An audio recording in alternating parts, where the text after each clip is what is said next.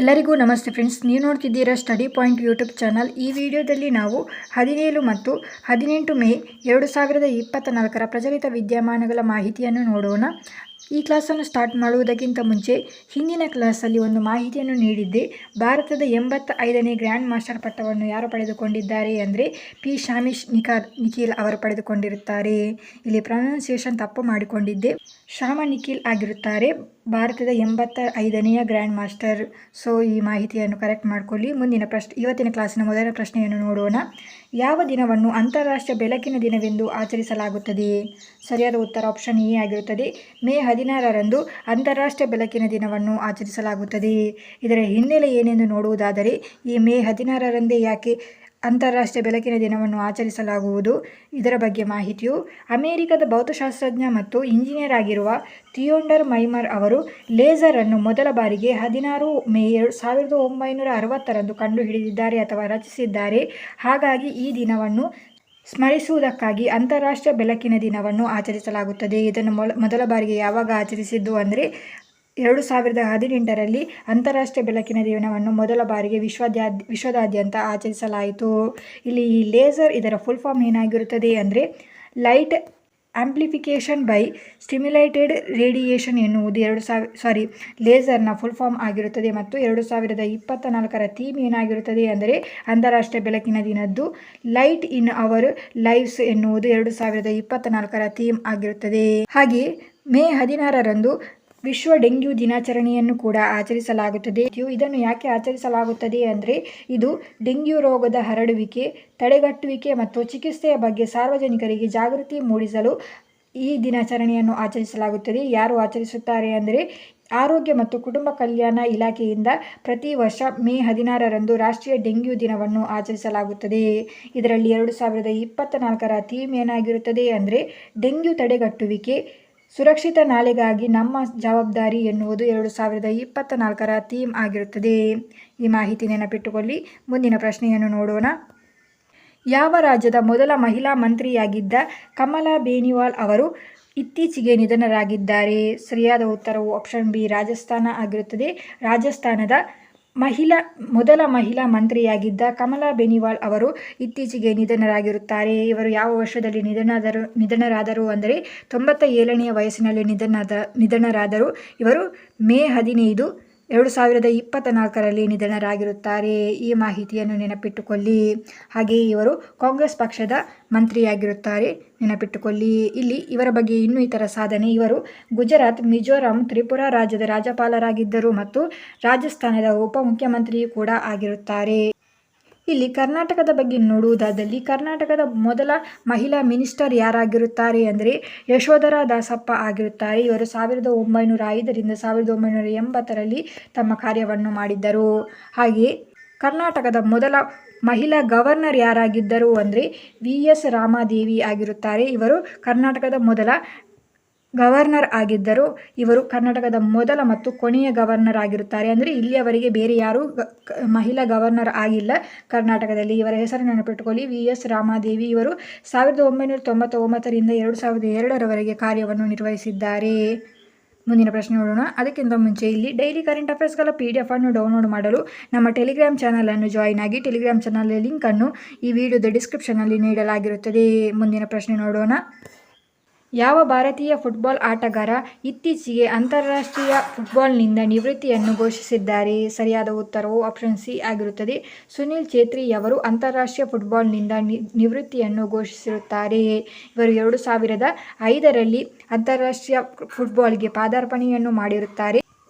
ಹಾಗೆ ಇವರ ಇನ್ನೊಂದು ಸಾಧನೆ ಏನಾಗಿರುತ್ತದೆ ಅಂದರೆ ಇವರು 3ನೇ ಅತಿ ಹೆಚ್ಚು ಅಂತಾರಾಷ್ಟ್ರೀಯ ಗೋಲ್ ಸ್ಕೋರರ್ ಆಗಿರುತ್ತಾರೆ. ಇವರು 150 ಪಂದ್ಯಗಳಲ್ಲಿ 94 ಗೋಲ್ಗಳನ್ನು ಮಾಡುವ ಮುಖಾಂತರ 3ನೇ ಅತಿ ಹೆಚ್ಚು ಅಂತಾರಾಷ್ಟ್ರೀಯ ಗೋಲ್ ಸ್ಕೋರರ್ ಆಗಿರುತ್ತಾರೆ. ಇಲ್ಲಿ ಮೊದಲನೆಯ ಸ್ಥಾನದಲ್ಲಿ ಯಾರಿರುತ್ತಾರೆ ಅಂದರೆ ಅಂತಾರಾಷ್ಟ್ರೀಯ ಗೋಲ್ ಸ್ಕೋರರ್ ಆಗಿ ಕ್ರಿಸ್ಟಿಯಾನೋ ರೊನಾಲ್ಡೋ ಆಗಿರುತ್ತಾರೆ. ಇವರು 128 ಸ್ಕೋರ್ಗಳನ್ನು ಮಾಡಿದ್ದಾರೆ. ಮತ್ತು 2ನೆಯ ಸ್ಥಾನದಲ್ಲಿ ಲಿಯೋನೆಲ್ ಮೆಸ್ಸಿ ಇದ್ದಾರೆ. ಇವರು 106 ಗೋಲ್ಗಳನ್ನು ಮಾಡಿದ್ದಾರೆ. ಮತ್ತು 3ನೇ ಅತಿ ಹೆಚ್ಚು ಅಂತಾರಾಷ್ಟ್ರೀಯ ಗೋಲ್ ಸ್ಕೋರರ್ ಯಾರಾಗಿರುತ್ತಾರೆ ಅಂದರೆ ನೆನಪಿಟ್ಟುಕೊಳ್ಳಿ, ಸುನಿಲ್ ಛೇತ್ರಿ ಆಗಿರುತ್ತಾರೆ. ಇವರು 94 ಗೋಲ್ಗಳನ್ನು ಮಾಡಿರುತ್ತಾರೆ. ಹಾಗೆ ಇವರಿಗೆ ಭಾರತದಿಂದ ಸಿಕ್ಕಿರುವ ಕೆಲವು ಪ್ರಶಸ್ತಿಗಳ ಬಗ್ಗೆ ಮಾಹಿತಿಯನ್ನು ನೋಡೋಣ. ಇವರಿಗೆ 2013ರಲ್ಲಿ ಭಾರತದ 2ನೇ ಅತ್ಯುನ್ನತ ಕ್ರೀಡಾ ಪ್ರಶಸ್ತಿಯಾದ ಅರ್ಜುನ ಪ್ರಶಸ್ತಿ ನೀಡಿ ಗೌರವಿಸಲಾಗಿರುತ್ತದೆ. ಹಾಗೆಯೇ ಭಾರತದ ಅತ್ಯುನ್ನತ ಕ್ರೀಡಾ ಪ್ರಶಸ್ತಿಯಾದ ಮೇಜರ್ ಧ್ಯಾನ್ ಚಂದ್ ಖೇಲ್ ಪ್ರಶಸ್ತಿಯನ್ನು ಕೂಡ ನೀಡಲಾಗಿರುತ್ತದೆ 2021ರಲ್ಲಿ. ಹಾಗೆಯೇ 2019ರಲ್ಲಿ ಇವರಿಗೆ ಭಾರತದ 3ನೇ ಅತ್ಯುನ್ನತ ನಾಗರಿಕ ಪ್ರಶಸ್ತಿಯಾದ ಪದ್ಮಶ್ರೀ ಪ್ರಶಸ್ತಿಯನ್ನು ನೀಡಿ ಗೌರವಿಸಲಾಗಿರುತ್ತದೆ. ಹಾಗೆಯೇ 2022ರಲ್ಲಿ ಫುಟ್ಬಾಲ್ನ ವಿಶ್ವ ಆಡಳಿತ ಮಂಡಳಿ ಫಿಫಾವು ಸುನಿಲ್ ಛೇತ್ರಿಯನ್ನು ಕ್ಯಾಪ್ಟನ್ ಫ್ಯಾಂಟಾಸ್ಟಿಕ್ ಎಂಬ ಸಾಕ್ಷ್ಯಚಿತ್ರದೊಂದಿಗೆ ಗೌರವಿಸಿದರು. ಸೊ ಈ ಮಾಹಿತಿಗಳನ್ನು ನೆನಪಿಟ್ಟುಕೊಳ್ಳಿ. ಮುಂದಿನ ಪ್ರಶ್ನೆಯನ್ನು ನೋಡೋಣ. ಇತ್ತೀಚೆಗೆ ಭಾರತೀಯ ಸೇನೆಯು ಪೋರ್ಟೇಬಲ್ ಆಸ್ಪತ್ರೆಯನ್ನು ಯಶಸ್ವಿಯಾಗಿ ಪರೀಕ್ಷಿಸಿದೆ. ಅದರ ಹೆಸರು ಏನಾಗಿರುತ್ತದೆ? ಸರಿಯಾದ ಉತ್ತರವು ಆಪ್ಷನ್ ಬಿ ಆಗಿರುತ್ತದೆ, ಭೀಷಮ್ ಆಗಿರುತ್ತದೆ. ಪೋರ್ಟೇಬಲ್ ಆಸ್ಪತ್ರೆಯ ಹೆಸರು ಇದು ಭಾರತೀಯ ಸೇನೆಯು ಪರೀಕ್ಷಿಸಿರುತ್ತದೆ. ಇದರ ಭೀಷಮ್ನ ಫುಲ್ ಫಾರ್ಮ್ ಏನಾಗಿರುತ್ತದೆ ಅಂದರೆ Bharat health initiative for Sahyog Hita and Maitri ಎಂಬುದು ಈ ಭೀಷಮ್ ಆಸ್ಪತ್ರೆಯ ಹೆಸರಿನ ಫುಲ್ ಫಾರ್ಮ್ ಆಗಿರುತ್ತದೆ. ಮುಂದಿನ ಪ್ರಶ್ನೆಯನ್ನು ನೋಡೋಣ. ಇತ್ತೀಚೆಗೆ ನಾಸಾದಲ್ಲಿ ಎಐಯ ಮೊದಲ ಮುಖ್ಯಸ್ಥರಾಗಿ ಯಾರು ನೇಮಕಗೊಂಡಿದ್ದಾರೆ? ಸರಿಯಾದ ಉತ್ತರ ಆಪ್ಷನ್ ಬಿ ಆಗಿರುತ್ತದೆ, ಡೇವಿಡ್ ಸಾಲ್ವಾಂಗಿನಿ ಅವರು ಎಐಯ ಮೊದಲ ಮುಖ್ಯಸ್ಥರಾಗಿ ನೇಮಕಗೊಂಡಿದ್ದಾರೆ ನಾಸಾದಲ್ಲಿ. ಈ ಮಾಹಿತಿಯನ್ನು ನೆನಪಿಟ್ಟುಕೊಳ್ಳಿ. ಹಾಗೆಯೇ ಇಲ್ಲಿ ಇತ್ತೀಚೆಗೆ ಒಂದು ಮಾಹಿತಿಯನ್ನು ನೀಡಿದ್ದೆ. ನಾಸಾವು ಚಂದ್ರಯಾನದಲ್ಲಿ ರೈಲ್ವೆ ಪಟ್ಟಿಗಳನ್ನು ನಿರ್ಮಿಸುತ್ತದೆ ಅಂತ ಹೇಳಿಕೆಯನ್ನು ನೀಡಿದ್ದಾರೆ. ಇಲ್ಲಿ ಈ ಕಾರ್ಯಾಚರಣೆಯನ್ನು ಏನೆಂದು ಕರೆಯಲಾಗುತ್ತದೆ ಅಂದರೆ ಫ್ಲಾಟ್ ಎಂದು ಕರೆಯಲಾಗುತ್ತದೆ. ಸೊ ಈ ಮಾಹಿತಿ ನೆನಪಿಟ್ಕೊಳ್ಳಿ, ಇದು ಇಂಪಾರ್ಟೆಂಟ್ ಆದ ಮಾಹಿತಿ ಆಗಿರುತ್ತದೆ. ಮುಂದಿನ ಪ್ರಶ್ನೆ ನೋಡೋಣ. ವಿಶ್ವಸಂಸ್ಥೆಯ ವಿಶ್ವ ವನ್ಯಜೀವಿ ಅಪರಾಧ ವರದಿ 2024ರ ಪ್ರಕಾರ ಅಕ್ರಮ ವನ್ಯಜೀವಿ ವ್ಯಾಪಾರವಾಗುವ ವನ್ಯಜೀವಿ ಪ್ರಭೇದ ಯಾವುದು? ಸರಿಯಾದ ಉತ್ತರವು ಆಪ್ಷನ್ ಡಿ ಆಗಿರುತ್ತದೆ, ಶೇಂಡಾಮೃಗದ ಕೊಂಬು ಅತಿ ಹೆಚ್ಚು ಅಕ್ರಮ ವನ್ಯಜೀವಿ ವ್ಯಾಪಾರವಾಗುವ ವನ್ಯಜೀವಿ ಪ್ರಭೇದ ಆಗಿರುತ್ತದೆ. ಇಲ್ಲಿ ಇದರ ಬಗ್ಗೆ ಕಂಪ್ಲೀಟ್ ಆದ ಮಾಹಿತಿಯನ್ನು ನೋಡೋಣ. ಮೊದಲನೆಯದಾಗಿ ವಿಶ್ವ ವನ್ಯಜೀವಿ ಅಪರಾಧ ವರದಿ 2024. ಇದನ್ನು ಯಾರು ಬಿಡುಗಡೆ ಮಾಡುತ್ತಾರೆ ಅಂದರೆ United Nations office on drugs and crime ಸಂಸ್ಥೆ ಇದನ್ನು ಬಿಡುಗಡೆ ಮಾಡುತ್ತದೆ. ಇದು ಇದರ 3ನೇ ಆವೃತ್ತಿಯಾಗಿರುತ್ತದೆ. ಇಲ್ಲಿ ನೆನಪಿಟ್ಟುಕೊಳ್ಳಿ, 2024ರಲ್ಲಿ ಇದರ 3ನೇ ಆವೃತ್ತಿಯಾಗಿರುತ್ತದೆ. ಇದರ ಮೊದಲನೆಯ ಆವೃತ್ತಿಯನ್ನು ಯಾವಾಗ ಬಿಡುಗಡೆ ಮಾಡಿದ್ದು ಅಂದರೆ 2016ರಲ್ಲಿ ಮತ್ತು 2ನೆಯ ಆವೃತ್ತಿಯನ್ನು 2020ರಲ್ಲಿ ಮತ್ತು 3ನೆಯ ಆವೃತ್ತಿಯನ್ನು 2024ರಲ್ಲಿ. ಅಂದರೆ 4 ವರ್ಷದ ಗ್ಯಾಪ್ಸ್ಗಳಲ್ಲಿ ಈ ವಿಶ್ವ ವನ್ಯಜೀವಿ ಅಪರಾಧ ವರದಿಯನ್ನು ಬಿಡುಗಡೆ ಮಾಡಲಾಗುತ್ತದೆ. ಇಲ್ಲಿ ಈ ವಿಶ್ವ ವನ್ಯಜೀವಿ ಅಪರಾಧ ವರದಿ ಏನನ್ನು ತಿಳಿಸುತ್ತದೆ ಅಂದರೆ ಇದು ಅಳಿವಿನಂಚಿನಲ್ಲಿರುವ ವನ್ಯಜೀವಿ ಮತ್ತು ಸಸ್ಯವರ್ಗಗಳು, ಇವುಗಳನ್ನು ಸಿಟೀಸ್ ಅಂತ ಕರೆಯಲಾಗುತ್ತದೆ. ಇವುಗಳಲ್ಲಿನ ಅಳಿವಿನಂಚಿನಲ್ಲಿರುವ ಪ್ರಭೇದಗಳಲ್ಲಿನ ಅಂತಾರಾಷ್ಟ್ರೀಯ ವ್ಯಾಪಾರದ ಸಮಾವೇಶದಲ್ಲಿ ಪಟ್ಟಿ ಮಾಡಲಾದ ವನ್ಯಜೀವಿ ಪ್ರಭೇದಗಳ ಅಕ್ರಮ ವ್ಯಾಪಾರದ ಪ್ರವೃತ್ತಿಗಳನ್ನು ಇಲ್ಲಿ ಗಮನಿಸಲಾಗುತ್ತದೆ ಮತ್ತು ಅದರ ಮುಖಾಂತರ ರ್ಯಾಂಕಿಂಗನ್ನು ಈ ವಿಶ್ವ ವನ್ಯಜೀವಿ ಅಪರಾಧ ವರದಿಯಲ್ಲಿ ನೀಡಲಾಗುತ್ತದೆ. ಇಲ್ಲಿ ಈ 3ನೇ ಆವೃತ್ತಿಯಲ್ಲಿ ಇದು 2015ರಿಂದ 2021ರವರೆಗಿನ ಅಕ್ರಮ ವನ್ಯಜೀವಿ ವ್ಯಾಪಾರದ ಸಮಗ್ರ ವಿಶ್ಲೇಷಣೆಯನ್ನು ನೀಡಲಾಗಿರುತ್ತದೆ. ಇಲ್ಲಿ ಅತಿ ಹೆಚ್ಚು ಅಕ್ರಮವಾಗಿ ವ್ಯಾಪಾರ ಮಾಡಿರುವ ವನ್ಯಜೀವಿ ಯಾವುದಾಗಿರುತ್ತದೆ ಅಂದರೆ ಮೊದಲನೆಯ ಸ್ಥಾನದಲ್ಲಿ ಶೇಂಡಾಮೃಗದ ಕೊಂಬು ಹೊಂದಿರುತ್ತದೆ. ಇದು ಅಕ್ರಮ ಪ್ರಾಣಿಗಳ ವ್ಯಾಪಾರದ ದೊಡ್ಡ ಭಾಗವಾಗಿದೆ. ಎಷ್ಟು ಅಂದರೆ 29% ಅಕ್ರಮವಾಗಿ ವ್ಯಾಪಾರ ಮಾಡಲಾಗುತ್ತದೆ ಎಂದು ಈ ವರದಿ ತಿಳಿಸಿರುತ್ತದೆ.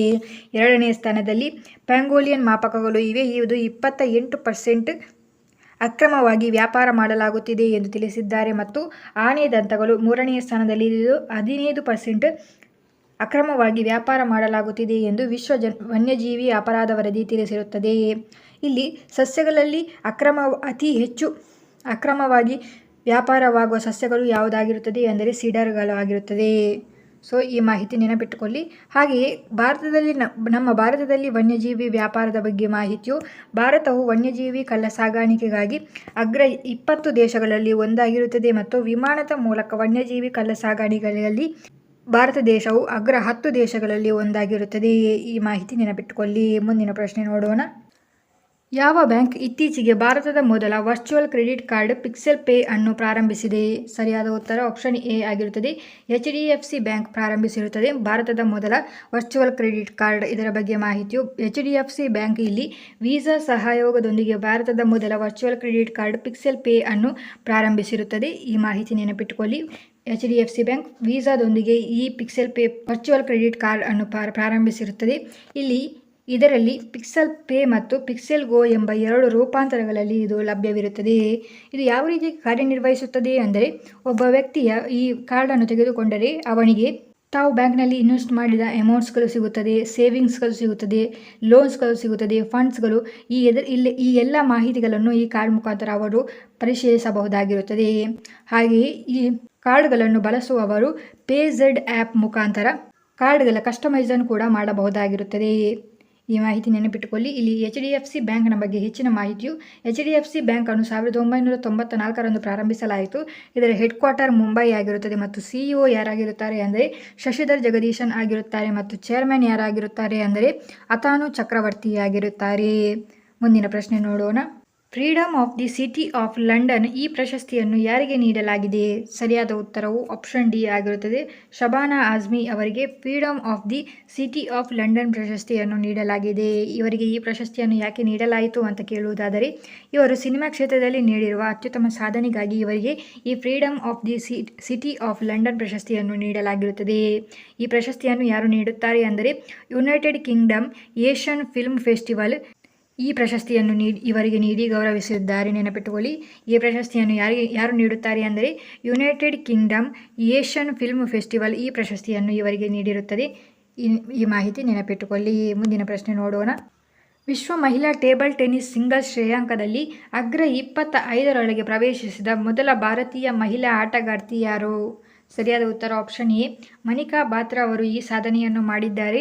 ಇವರು ವಿಶ್ವ ಮಹಿಳಾ ಟೇಬಲ್ ಟೆನ್ನಿಸ್ ಸಿಂಗಲ್ಸ್ ಶ್ರೇಯಾಂಕದಲ್ಲಿ ಅಗ್ರ 25ರೊಳಗೆ ಸ್ಥಾನವನ್ನು ಪಡೆದ ಮೊದಲ ಭಾರತೀಯ ಮಹಿಳಾ ಆಟಗಾರ್ತಿ ಎಂದು ಹೆಸರು ಪಡೆದುಕೊಂಡಿದ್ದಾರೆ. ಇಲ್ಲಿ ಈ ವಿಶ್ವ ಮಹಿಳಾ ಟೇಬಲ್ ಟೆನ್ನಿಸ್ ಸಿಂಗಲ್ಸ್ ಶ್ರೇಯಾಂಕವನ್ನು ಯಾರು ಬಿಡುಗಡೆ ಮಾಡುತ್ತಾರೆ ಅಂದರೆ ಇಂಟರ್ನ್ಯಾಷನಲ್ ಟೇಬಲ್ ಟೆನ್ನಿಸ್ ಫೆಡರೇಷನ್ ಇದನ್ನು ಬಿಡುಗಡೆ ಮಾಡುತ್ತದೆ. ಇದರಲ್ಲಿ ಮನಿಕಾ ಬಾತ್ರಾ ಅವರು 24ನೇ ಸ್ಥಾನವನ್ನು ಪಡೆದುಕೊಂಡಿರುತ್ತಾರೆ ಮತ್ತು ಇದರಿಂದಾಗಿ ವಿಶ್ವದ ಅಗ್ರ 25 ಮಹಿಳಾ ಸಿಂಗಲ್ಸ್ ಆಟಗಾರ್ತಿಯರಲ್ಲಿ ಸ್ಥಾನ ಪಡೆದ ಮೊದಲ ಭಾರತೀಯ ಆಟಗಾರ್ತಿ ಟೇಬಲ್ ಟೆನ್ನಿಸ್ ಆಟಗಾರ್ತಿ ಎಂಬ ಹೆಸರನ್ನು ಇವರು ಪಡೆದುಕೊಂಡಿದ್ದಾರೆ. ನೆನಪಿಟ್ಟುಕೊಳ್ಳಿ, ಮನಿಕಾ ಬಾತ್ರಾ ಇವರಾಗಿರುತ್ತಾರೆ. ಮುಂದಿನ ಪ್ರಶ್ನೆಯನ್ನು ನೋಡೋಣ. ರಾಷ್ಟ್ರೀಯ ಭದ್ರತಾ ಪಡೆ ಇತ್ತೀಚೆಗೆ ಯಾರೊಂದಿಗೆ ಜಂಟಿ ಭಯೋತ್ಪಾದನಾ ವಿರೋಧಿ ವ್ಯಾಯಾಮ ತರ್ಕಶ್ ಅನ್ನು ಆಯೋಜಿಸಿದೆ? ಸರಿಯಾದ ಉತ್ತರವು ಆಪ್ಷನ್ ಎ USA. ತರ್ಕಶ್ ವ್ಯಾಯಾಮ ಇದು ಭಾರತ ಮತ್ತು USA ನಡುವೆ ನಡೆಯುವ ಒಂದು ಜಂಟಿ ಭಯೋತ್ಪಾದನಾ ನಿಗ್ರಹ ವ್ಯಾಯಾಮವಾಗಿರುತ್ತದೆ. ಇದು ಇದರ 7ನೇ ಆವೃತ್ತಿಯಾಗಿದೆ 2024ರಲ್ಲಿ. ಇದನ್ನು ಎಲ್ಲಿ ಆಯೋಜಿಸಲಾಯಿತು ಅಂದರೆ ಕೋಲ್ಕತ್ತಾದಲ್ಲಿ ಆಯೋಜಿಸಲಾಯಿತು. ಇದು elite national security guard NSG ಮತ್ತು USS ವಿಶೇಷ ಕಾರ್ಯಾಚರಣೆಗಳ ಪಡೆಗಳು ಅಥವಾ SOF ನಡುವೆ ನಡೆಯುವ ಒಂದು ಜಂಟಿ ವ್ಯಾಯಾಮವಾಗಿರುತ್ತದೆ. ಈ ಮಾಹಿತಿಯನ್ನು ನೆನಪಿಟ್ಟುಕೊಳ್ಳಿ. ಮುಂದಿನ ಪ್ರಶ್ನೆಯನ್ನು ನೋಡೋಣ. ಇತ್ತೀಚೆಗೆ ಸುಪ್ರೀಂ ಕೋರ್ಟ್ ಬಾರ್ ಅಸೋಸಿಯೇಷನ್ನ ಅಧ್ಯಕ್ಷರಾದವರು ಯಾರು? ಸರಿಯಾದ ಉತ್ತರ ಆಪ್ಷನ್ ಬಿ ಕಪಿಲ್ ಸಿಬಲ್ ಅವರು ಸುಪ್ರೀಂ ಕೋರ್ಟ್ನ ಬಾರ್ ಅಸೋಸಿಯೇಷನ್ನ ಅಧ್ಯಕ್ಷರಾಗಿ ನೇಮಕಗೊಂಡಿದ್ದಾರೆ. ಮುಂದಿನ ಪ್ರಶ್ನೆ ನೋಡಿ. ಇತ್ತೀಚೆಗೆ ಯಾರಿಗೆ PSU ಡೆಡಿಕೇಶನ್ ಪ್ರಶಸ್ತಿಯನ್ನು ನೀಡಿ ಗೌರವಿಸಲಾಯಿತು? ಸರಿಯಾದ ಉತ್ತರವು ಆಪ್ಷನ್ ಬಿ ಹೇಮಂತ್ ಕತ್ರಿ ಅವರಿಗೆ PSU ಡೆಡಿಕೇಶನ್ ಪ್ರಶಸ್ತಿಯನ್ನು ನೀಡಲಾಗಿದೆ. ಹಿಂದೂಸ್ತಾನ್ ಶಿಪ್ಯಾರ್ಡ್ ಲಿಮಿಟೆಡ್ HSCLನ ಅಧ್ಯಕ್ಷ ಮತ್ತು ವ್ಯವಸ್ಥಾಪಕ ನಿರ್ದೇಶಕರಾಗಿರುವ ಹೇಮಂತ್ ಕತ್ರಿ ಅವರಿಗೆ ಗವರ್ನಮೆಂಟ್ ಕನೆಕ್ಟೆಡ್ನಿಂದ ಗೌರವಾನ್ವಿತ PSU ಸಮರ್ಪಣ್ ಪ್ರಶಸ್ತಿಯನ್ನು ನೀಡಲಾಗಿರುತ್ತದೆ. ಇಲ್ಲಿ ಈ ಪ್ರಶಸ್ತಿಯನ್ನು ಇವರಿಗೆ ಯಾಕೆ ನೀಡಲಾಗಿದೆ ಅಂತ ನೀವು ಕೇಳುವುದಾದರೆ, ಈ ಪ್ರಶಸ್ತಿಯನ್ನು ಇವರಿಗೆ ಅತ್ಯುತ್ತಮ ನಾಯಕತ್ವವನ್ನು ಹೊಂದಿರುವುದಕ್ಕಾಗಿ ಈ ಪ್ರಶಸ್ತಿಯನ್ನು ನೀಡಲಾಗಿದೆ. ಇವರ ಹೆಸರನ್ನು ನೆನಪಿಟ್ಟುಕೊಳ್ಳಿ, ಹೇಮಂತ್ ಕತ್ರಿ. ಪ್ರಶಸ್ತಿ ಹೆಸರು ನೆನಪಿಟ್ಟುಕೊಳ್ಳಿ, PSU ಸಮರ್ಪಣ್ ಪ್ರಶಸ್ತಿ ಆಗಿರುತ್ತದೆ. ಮುಂದಿನ ಪ್ರಶ್ನೆ ನೋಡಿ.